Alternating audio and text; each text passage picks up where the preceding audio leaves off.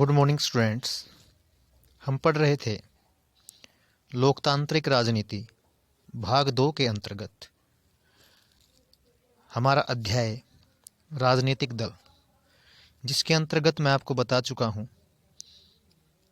कि राजनीतिक दल क्या होते हैं, उनका अर्थ क्या है, राजनीतिक दल कैसे कार्य करते हैं या क्या काम करते हैं और हमें राजनीतिक दलों की आवश्यकता क्यों पड़ती है या उनकी ज़रूरत क्यों पड़ती है। मैंने आपको बताया था कि विश्व के अंदर एक दलीय शासन व्यवस्था पाई जाती है, जिस देश के अंदर केवल एक ही पार्टी चुनाव जीतती है और केवल एक ही पार्टी क्या करती है, हर बार सरकार बनाती है। तो ऐसी व्यवस्था को एक दलीय शासन व्यवस्था कहा जाता है। द्विदलीय शासन व्यवस्था, जहाँ पर दो राजनीतिक पार्टियों के बीच में ही जो सत्ता है वो आपस में बदलती रहती है, जहाँ पर केवल दो ही राजनीतिक पार्टियां मुख्य रूप से पाई जाती है। तो ऐसी शासन व्यवस्था को द्विदलीय शासन व्यवस्था कहा जाता है।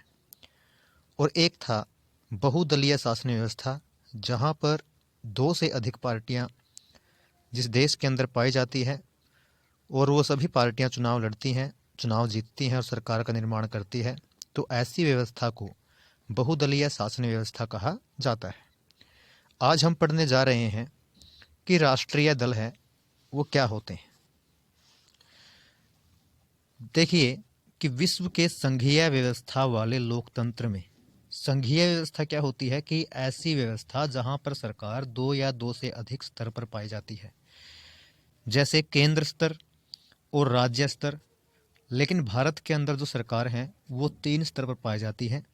एक तो केंद्र स्तर, दूसरा राज्य स्तर और तीसरा है स्थानीय स्तर।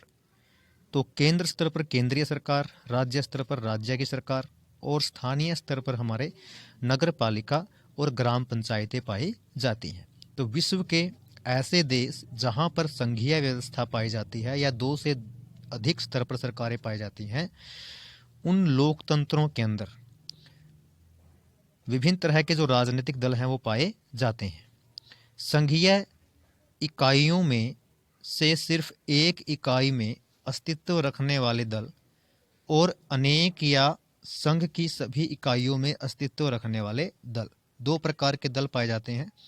एक तो क्या है कि किसी एक इकाई में ही उसका अस्तित्व हो, एक प्रांत में या एक राज्य के अंदर क्या है उस राजनीतिक दल का अस्तित्व हो, या एक ही राज्य के अंदर वो दल हो पाया जाता है, या कोई ऐसा दल जिसका क्या है विभिन्न राज्यों के अंदर क्या है वो दल है वो पाया जाता है। तो इस प्रकार हम राष्ट्रीय दल को दो भागों में बांट सकते हैं, या दलों को मुख्य रूप से दो भागों में बांटा जा सकता है। भारत में भी यही स्थिति है। कई पार्टियां पूरे देश में फैली हुई हैं, उन्हें राष्ट्रीय पार्टी कहा जाता है। जो पार्टियां पूरे देश के अंदर फैली हुई है उन्हें राष्ट्रीय पार्टी कहते हैं। इन दलों की विभिन्न राज्यों में इकाइयां हैं, मतलब विभिन्न राज्यों में ये दल हैं वो फैले हुए हैं, पर कुल मिलाकर देखें तो ये सारी इकाइयां राष्ट्रीय स्तर पर तय होने वाले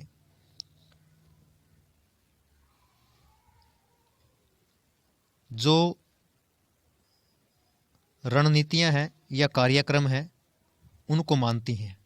देश की हर पार्टी को निर्वाचन आयोग में अपना पंजीकरण कराना पड़ता है, या निर्वाचन आयोग जो हमारे देश के अंदर चुनाव करवाता है, चुनाव करवाने की जिम्मेदारी जिस आयोग की है उसको निर्वाचन आयोग कहा जाता है।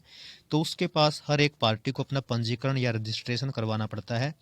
आयोग सभी दलों को समान मानता है, पर यह बड़े और स्थापित दलों को कुछ विशेष सुविधाएं देता है। जो बड़े दल होते हैं उन्हें कुछ विशेष सुविधाएं दी जाती हैं, उनको अलग से चुनाव चिन्ह दिया जाता है। जैसे बीजेपी का जो चुनाव चिन्ह है वो कमल का फूल है, कांग्रेस का हाथ है, जिसका प्रयोग पार्टी का अधिकृत उम्मीदवार ही कर सकता है। जो पार्टी का उम्मीदवार होगा, बीजेपी का उम्मीदवार होगा, तो बीजेपी का जो चिन्ह है उसका इस्तेमाल कर सकता है चुनाव के अंदर। इस विशेषाधिकार और कुछ अन्य लाभ पाने वाली पार्टियों को मान्यता प्राप्त दल कहा जाता है। तो यहाँ पर एक डेफिनेशन है वो आती है कि मान्यता प्राप्त दल किसे कहते हैं, कि ऐसे दल जिनको कुछ विशेष सुविधाएं मिलती हैं उनको चुनाव आयोग की तरफ से अलग चुनाव चिन्ह है वो दिया जाता है, जिसका प्रयोग पार्टी का जो उम्मीदवार है वही कर सकता है। तो ऐसे दलों को मान्यता प्राप्त दल कहा जाता है, जिनका पंजीकरण चुनाव आयोग या निर्वाचन आयोग के पास होता है। तो ऐसे दलों को राष्ट्रीय दल कहा जाता है। उसके बाद देखते हैं कि चुनाव आयोग ने स्पष्ट नियम बनाए हैं कि कौन सा दल राष्ट्रीय दल है और कौन सा दल है वो प्रांतीय दल है। उसके लिए कुछ कानून है वो बनाए गए हैं कि कोई दल कितने प्रतिशत वोट और सीट जीतकर मान्यता प्राप्त दल है वो बनता है। उसके बारे में चुनाव आयोग ने कुछ नियम है वो बनाए हैं। तो देखिए, जब कोई पार्टी राज्य विधानसभा के चुनाव में पड़े कुल मतों का 6% या 6% या उससे अधिक हासिल करती है, अगर 6% से अधिक हासिल करती है राज्य विधानसभा में, जो राज्यों के अंदर जो विधानसभाओं के चुनाव होते हैं, एमएलए के चुनाव होते हैं, मेंबर ऑफ लेजिस्लेटिव असेंबली, तो उसमें जितने वोट पड़ते हैं तो उसका 6% क्या है उस पार्टी को हासिल करना होता है और कम से कम 2 सीटों पर जीत दर्ज करनी होती है। तो उसे अपने राज्य के राजनीतिक दल के रूप में मान्यता मिल जाती है, मतलब राज्य का राजनीतिक दल है वो बन जाता है। जैसे INLD है, इंडियन नेशनल लोक दल, हरियाणा के अंदर। अगर कोई दल लोकसभा चुनाव में पड़े कुल वोट, जो लोकसभा चुनाव के अंदर पूरे देश के अंदर चुनाव होते हैं लोकसभा की सीटों के ऊपर, अथवा 4 राज्यों के विधानसभाई चुनाव में पड़े कुल वोटों का 6% हासिल कर लेता है और लोकसभा के चुनाव में कम से कम 4 सीटों पर जीत दर्ज कर लेता है, तो उसे राष्ट्रीय दल कहा जाता है। तो यहाँ पर क्या है, एक प्रश्न है वो आप बनता है कि राष्ट्रीय दल और जो राज्य का जो राजनीतिक दल है उनके बीच में क्या अंतर है। तो यहाँ पर स्पष्ट रूप से आप इसको पहचान सकते हैं या इसके बारे में बता सकते हैं। उसके बाद आगे बढ़ते हैं कि इस वर्गीकरण के हिसाब से 2017 में देश के अंदर क्या थे, मुख्य रूप से 7 दल राष्ट्रीय स्तर पर मान्यता प्राप्त थे। आइए इनमें से प्रत्येक के बारे में कुछ महत्वपूर्ण जो जानकारी है वो लें। पहला जो प्रमुख दल है जो राष्ट्रीय स्तर पर है वो है ऑल इंडिया तृणमूल कांग्रेस। इसका जो निर्माण है वो 1 जनवरी 1998 को ममता बनर्जी के नेतृत्व में इसका निर्माण हुआ। ममता बनर्जी जो कि पश्चिम बंगाल में अभी भी मुख्यमंत्री है, तो उनके नेतृत्व में 1 जनवरी 1998 को ऑल इंडिया तृणमूल कांग्रेस का जो स्थापना है वो होती है। इसे 2016 में राष्ट्रीय दल के रूप में मान्यता प्राप्त होती है और इसका जो चिन्ह है वो है पुष्प और तृण। पुष्प क्या होता है, फूल, और तृण क्या होता है, घास, इस पार्टी का प्रतीक है। और इस पार्टी का जो सिद्धांत है वो क्या है, धर्मनिरपेक्षता, मतलब किसी धर्म को बढ़ावा ना देना और संघवाद के प्रति प्रतिबद्ध इस पार्टी का मुख्य सिद्धांत है। 2011 से पश्चिम बंगाल में ये सत्ता में है, इसकी सरकार बन रही है। अरुणाचल प्रदेश में, मणिपुर, त्रिपुरा में भी इसकी उपस्थिति है, वहाँ पर भी क्या है कुछ सीटें हैं इस पार्टी की आती हैं। 2014 में हुए आम चुनाव में इसे 3.84% वोट मिले और 34 सीटों पर जीत हासिल इसने की, जिससे लोकसभा में यह चौथी सबसे बड़ी पार्टी है वो बन गई। तो ऑल इंडिया तृणमूल कांग्रेस के बारे में हमने देखा। अब देखते हैं बहुजन समाज पार्टी का जो गठन है वो किसने किया, क्यों किया और इसके सिद्धांत क्या है। बहुजन समाज पार्टी का जो गठन है BSP, वो स्वर्गीय कांशीराम के नेतृत्व में कांशीराम ने किया 1984 में। और उन्होंने क्यों किया, क्योंकि बहुजन समाज जिसमें कौन दलित आते हैं, आदिवासी लोग आते हैं, पिछड़ी जातियों के लोग आते हैं और जो धार्मिक रूप से अल्पसंख्यक हैं, मतलब जो जिस धर्म के लोगों की संख्या सबसे कम है, उनके लिए राजनीतिक सत्ता पाने का प्रयास और उनका प्रतिनिधित्व करने का दावा ये पार्टी करती है। पार्टी साहू महाराज ये दलित नेता है, महात्मा फूले, पेरियार रामास्वामी नायकर और बाबा साहब अम्बेडकर के विचारों और शिक्षाओं से प्रेरणा लेती है। तो इन सभी दलित नेताओं के जो विचार हैं इनके ऊपर ये पार्टी है वो आधारित है और दलितों और कमज़ोर वर्ग के लोगों के कल्याण और उनके हितों की रक्षा के मुद्दों पर सबसे ज़्यादा सक्रिय इस पार्टी का मुख्य आधार उत्तर प्रदेश में है। सबसे मुख्य जो आधार है इस पार्टी का BSP का वो कहाँ पे है, उत्तर प्रदेश में। पर मध्य प्रदेश में, छत्तीसगढ़ में, उत्तराखंड, दिल्ली और पंजाब में भी यह पार्टी पर्याप्त ताकतवर है। अलग अलग पार्टियों से अलग अलग अवसरों पर समर्थन लेकर इसने उत्तर प्रदेश में 4 बार सरकार बनाई है। कुछ पार्टियों के साथ मिलकर के सरकार बनाई है। इस दल को 2014 के लोकसभा चुनाव में करीब 4% जो वोट हैं, 4% जो वोट है वो मिले, लेकिन एक भी सीट इस पार्टी को 2014 के अंदर नहीं मिल सकी। उसके बाद पढ़ते हैं भारतीय जनता पार्टी, जिसका जो निशान है वो कमल का फूल है। तो भारतीय जनता पार्टी के विषय में हम पढ़ने जा रहे हैं कि भारतीय जनता पार्टी पुराने भारतीय जनसंघ को, जिसे श्यामा प्रसाद मुखर्जी ने 1991 में गठित किया था, पुनर्जीवित करके 1980 में यह पार्टी बनाई गई।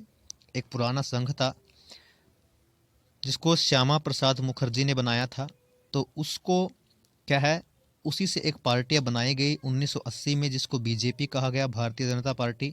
भारत की प्राचीन संस्कृति, मूल्य, दीनदयाल उपाध्याय के विचार, समग्र मानवतावाद एवं अंत्योदय से प्रेरणा लेकर मजबूत और आधुनिक भारत बनाने का लक्ष्य, भारतीय राष्ट्रवाद और राजनीति की इसकी अवधारणा में सांस्कृतिक राष्ट्रवाद या हिंदुत्व एक प्रमुख तत्व है, वो है, क्योंकि ये पार्टी क्या है, हिंदुत्व से प्रेरित है। जो हिंदूवादी जो विचारधारा है उसको बढ़ावा देती है। पार्टी जम्मू और कश्मीर के क्षेत्रीय और राजनीतिक स्तर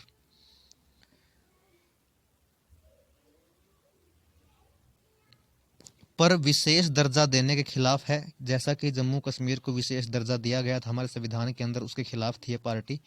और यही कारण है कि इस विशेष दर्जा जो जम्मू कश्मीर को दिया गया था उसको अभी वापस ले लिया गया है और जम्मू कश्मीर को 2 केंद्र शासित प्रदेशों में उसको बांट दिया है।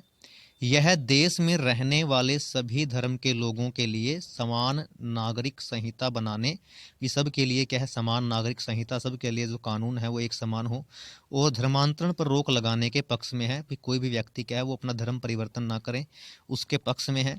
1990 के दशक में इसके समर्थन का आधार काफ़ी व्यापक हुआ। पहले देश के उत्तरी और पश्चिमी तथा शहरी इलाकों तक ही सिमटी रहने वाली इस पार्टी ने इस दशक में दक्षिण पूर्वोत्तर तथा देश के ग्रामीण इलाकों में अपना आधार बढ़ाया। राष्ट्रीय जनतांत्रिक गठबंधन के नेता की हैसियत से यह पार्टी 1998 में सत्ता में आई। 1998 में पहली बार क्या हुआ, बीजेपी की सरकार है वो बनती है और गठबंधन में कई क्षेत्रीय दल शामिल थे। गठबंधन करके सरकार बनाई गई, मतलब 2 या 2 से अधिक जो पार्टियां हैं वो मिली और उसके बाद क्या सरकार बनाई गई। 2014 में हुए लोकसभा चुनाव में 282 सीटें जीतकर सबसे बड़े दल के रूप में ये उभरी। प्रधानमंत्री नरेंद्र मोदी जी के नेतृत्व में अभी केंद्र में शासन करने वाले राष्ट्रीय जनतांत्रिक गठबंधन एनडीए का नेतृत्व यही दल कर रहा है।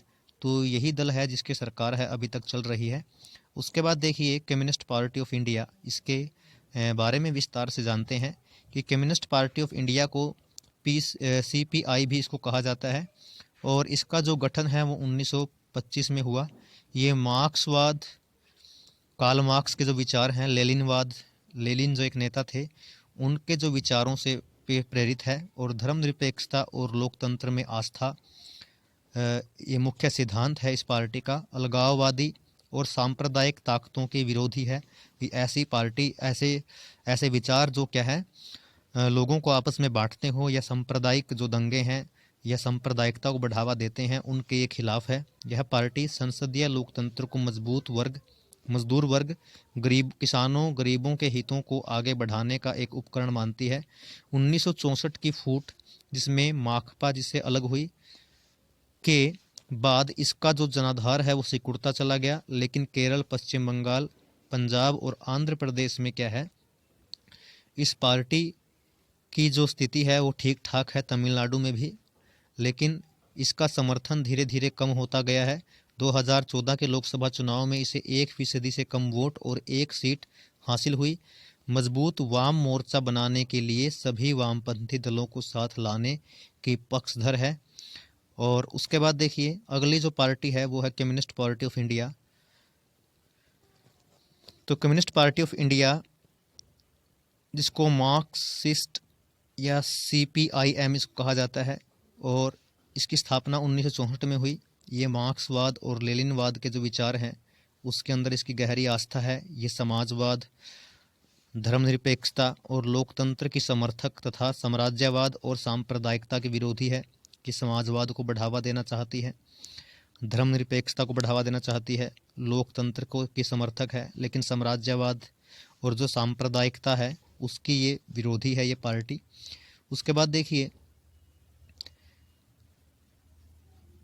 यह पार्टी भारत में सामाजिक और आर्थिक न्याय का लक्ष्य साधने में लोकतांत्रिक चुनावों को सहायक और उपयोगी मानती है, कि देश के अंदर जो सामाजिक और आर्थिक न्याय सबको मिले, सभी व्यक्ति सामाजिक दृष्टि से एक समान हो, आर्थिक दृष्टि से सभी व्यक्ति एक समान हो, ना अमीर हो ना गरीब हो। तो ये लक्ष्य इस पार्टी का है। तो ये मानती है कि इस लक्ष्य को लोकतांत्रिक चुनावों से ही इसको पाया जा सकता है।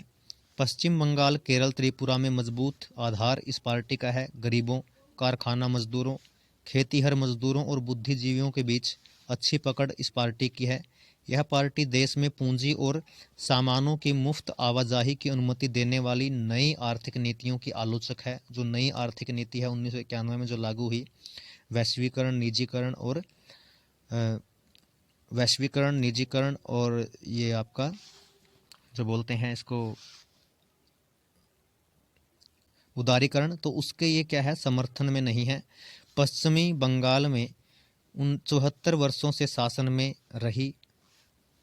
2014 के चुनाव में इसने करीब 3% या 3% जो वोट हैं वो ली, और लोकसभा की 9 सीटें इस पार्टी ने जीती। उसके बाद आगे बढ़ते हैं। इंडियन नेशनल कांग्रेस, इसे आमतौर पर कांग्रेस पार्टी कहा जाता है, और यह दुनिया के सबसे पुराने दलों में से एक है। इसकी स्थापना 1825 में एनी बेसेंट और A.O. ह्यूम ने की थी। और इस पार्टी के अंदर क्या है, बहुत सारे जो विभाजन है वो देखने को मिले। आज़ादी के बाद राष्ट्रीय और क्षेत्रीय स्तर पर अनेक दशकों तक इसने प्रमुख भूमिका निभाई। जवाहरलाल नेहरू की अगुवाई में इस दल ने भारत के एक आधुनिक धर्मनिरपेक्ष लोकतांत्रिक गणराज्य बनाने का प्रयास इस पार्टी ने किया। 1971 तक लगातार, और फिर 1980 से 1989 तक इसने क्या किया, देश के ऊपर शासन किया। 1989 में के बाद इस दल के जन समर्थन में काफ़ी कमी है वो देखने को मिली। उसके बाद देखते हैं, पर अभी भी यह पूरे देश और समाज के सभी वर्गों में अपना आधार बनाए हुए हैं। अपने वैचारिक रुझान में मध्यम मार्गी, न वामपंथी न दक्षिणपंथी, इस दल ने धर्मनिरपेक्षता और कमज़ोर वर्गों तथा अल्पसंख्यक समुदायों के हितों को अपना मुख्य एजेंडा बनाया। यह दल नई आर्थिक नीतियों का समर्थक है, पर इस बात को लेकर के सचेत है कि इन नीतियों का गरीब और कमज़ोर वर्गों पर बुरा असर ना पड़े। 2004 से 2014 तक संयुक्त प्रगतिशील गठबंधन का नेतृत्व इस पार्टी ने किया, और उसके बाद 2014 के लोकसभा चुनाव में इस पार्टी की हार हुई, और अभी लोकसभा में यह मुख्य विपक्षी दल का जो भूमिका है वो निभा रही है। उसके बाद आता है नेशनलिस्ट कांग्रेस पार्टी। जो कांग्रेस पार्टी है, कांग्रेस पार्टी विभाजन के बाद 1999 में इसका निर्माण हुआ। ये लोकतंत्र, गांधीवादी धर्मनिरपेक्षता, समता, समानता, सामाजिक न्याय और संघवाद में आस्था इस पार्टी की है। यह पार्टी सरकार के प्रमुख पदों को सिर्फ भारत में जन्मे नागरिक के लिए आरक्षित करना चाहती है। महाराष्ट्र में प्रमुख ताकत होने के साथ ही यह मेघालय, मणिपुर और असम में भी ताकतवर है। कांग्रेस के साथ महाराष्ट्र सरकार में भागीदार, 2004 से संयुक्त प्रगतिशील गठबंधन में साझीदार है। पिछले 3 दशकों में क्षेत्रीय दलों की संख्या और ताकत में वृद्धि हुई है। इससे भारतीय संसद विविधताओं से और भी ज़्यादा संपन्न हुई है, मतलब और अधिक जो दल हैं वो अस्तित्व में आए हैं। 2014 तक किसी एक राष्ट्रीय दल का लोकसभा में बहुमत नहीं रहा। परिणाम स्वरूप राष्ट्रीय दल क्षेत्रीय दलों के साथ गठबंधन करने को मजबूर हुए हैं। 1996 के बाद से लगभग प्रत्येक क्षेत्रीय दल को एक या दूसरी राष्ट्रीय स्तर की गठबंधन सरकार का हिस्सा बनने का अवसर मिला। मतलब दो या दो से अधिक पार्टियों को मिलाकर के क्या है सरकार बनाना पड़ा, क्योंकि किसी एक पार्टी को जो पूर्ण बहुमत है वो नहीं मिल पाया। उसके बाद देखिए इससे हमारे देश में संघवाद और लोकतंत्र और भी मजबूत हुए हैं। इन दलों के ब्यौरों के लिए अगले पृष्ठ पर जो नक्शा है वो दिया गया है कि भारत के अंदर कौन कौन से जो दल हैं मुख्य रूप से पाए जाते हैं।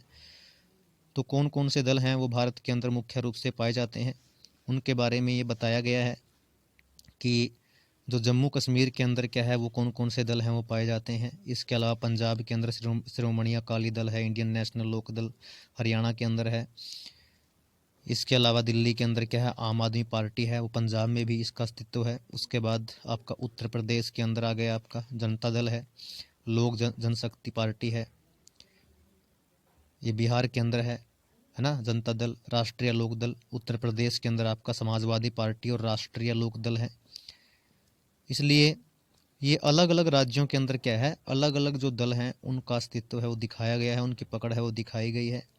और इस टॉपिक में आज के लिए इतना ही। अगले टॉपिक में हम पढ़ेंगे कि राजनीतिक दलों के सामने कौन कौन सी चुनौतियां हैं, कौन कौन सी चुनौतियां का उनको सामना करना पड़ता है। Thank you.